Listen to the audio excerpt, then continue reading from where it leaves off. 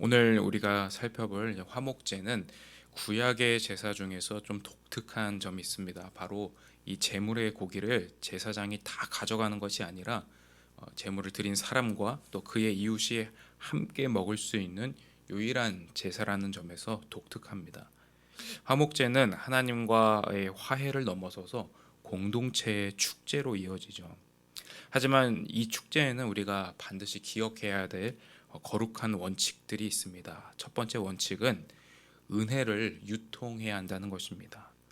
하나님은 감사제로 드린 고기는 그날 안에 또 서원하여 자원하여 드린 것은 이튿날까지 먹으라고 명령하십니다.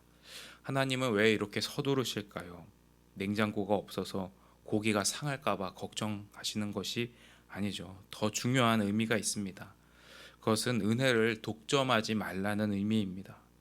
혼자서 그 많은 고기를 다 먹을 수가 없습니다. 그래서 이웃을 초대하고 또 가난한 사람들을 초대하고 나누어야 됩니다. 또 어쩌면 나와 좀 불편한 관계에 있는 사람도 기꺼이 초대해야 하나님이 정하신 그 기한 안에 이 모든 식사를 마칠 수가 있습니다. 그런데 신약 성경은 예수님을 가리켜서 예수님이 우리를 위한 화목 제물이 되셨다라고 말합니다.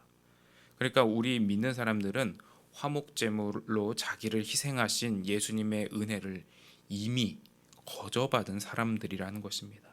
여러분, 이처럼 주님이 우리에게 놀라운 은혜를 주신 까닭은 우리가 받은 그 은혜를 나누고 또 흘려보내서 은혜를 잃어버린 이 세상에 하나님의 은혜를 유통하고 하나님의 은혜가 이 창조 세계 안에 흘러 넘치도록 그 일을 하도록 저와 여러분을 부르셨다는 것을 기억하실 수 있길 바랍니다. 오늘 레위기 말씀처럼 은혜는 고여 있는 것이 아니라 은혜는 흘러나갈 때 진짜 화목의 열매를 맺습니다. 두 번째 중요한 원칙은 진짜 기쁨은 거룩함에서 시작된다는 것입니다. 여러분, 화목제는 분명 기쁜 잔치였습니다. 그런데 아무나 참여할 수는 없습니다. 몸이 부정한 사람이 그 고기를 먹으면 공동체에서 끊어지는 굉장히 큰 벌을 받았습니다. 이것은 우리에게 좀 중요한 교훈을 주죠. 그러니까 하나님과의 화목은 그러니까 내 마음대로, 내가 편한 대로 그런 누리는 방종이 아니라는 겁니다. 하나님의 거룩함이라는 기준 앞에 나를 먼저 돌아보는 겸손이 있을 때 그 식탁의 기쁨이 온전해질 수 있습니다. 사무엘 선지자도 이렇게 말했죠. 하나님의 말씀에 순종하는 것이 제사보다 더 낫다. 그것이 진정한 예배자의 삶입니다. 여러분, 우리의 예배는 거룩해야 합니다. 하나님은 거룩하지 않은 예배를 받지 않으십니다. 그런데 우리가 거룩할 수 있는 것은 하나님의 말씀과 계명, 예수님의 약속을 기다리고 또 순종하는 것이 그 순종의 삶을 통해 우리의 삶이 거룩해집니다. 여러분, 우리 인생의 진짜 기쁨이 회복되는 첫걸음은 복음이 가르치는 진실을 따라 살아갈 때 세상이 줄 수 없는 평안과 또 기쁨을 누리게 됩니다. 마지막 세 번째 원칙은 모든 주권이 하나님께 있다는 사실을 분명히 기억해야 합니다. 여러분, 하나님께서 오늘 말씀을 보시면 기름과 피를 절대 먹지 말라 이렇게 금지하십니다. 구약 성경에서 말하는 기름은 생명력의 핵심이고 또 가장 귀한 것이기에 하나님의 것입니다. 또 성경에서 피는 생명 그 자체를 상징합니다. 그러니까 레위기 7장의 말씀은 기쁨의 축제의 자리에서 내 인생이 결국 하나님께 속해 있다, 이것을 기억하라 교훈합니다. 여러분, 우리의 삶을 돌아보면 그렇죠. 제물의 기름처럼 또 제물의 피처럼 내 삶의 가장 귀한 것, 또 내가 생명처럼 아끼는 것들이 있습니다. 그런데 그런 모든 것들이 결국엔 내 것이 아니라 하나님의 것임을 고백하며 내려놓는 것, 그것이 성경이 가르치는 인생의 진짜 지혜입니다. 여러분, 구약 성경의 화목제는 고기를 다 먹고 나면 끝나는 일시적인 잔치였습니다. 그러나 그리스도 안에 서 있는 우리에게는 영원한 화목제물이 되신 예수님이 계십니다. 예수님은 자신의 피를 우리에게 생명을 위해 주셨고 우리를 영원한 식탁으로 초대하시기 위해서 예수님 자신을 희생하셨습니다.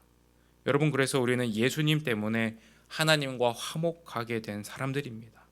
하나님의 진노가 아니라 하나님의 긍휼하심을 입게 되었습니다.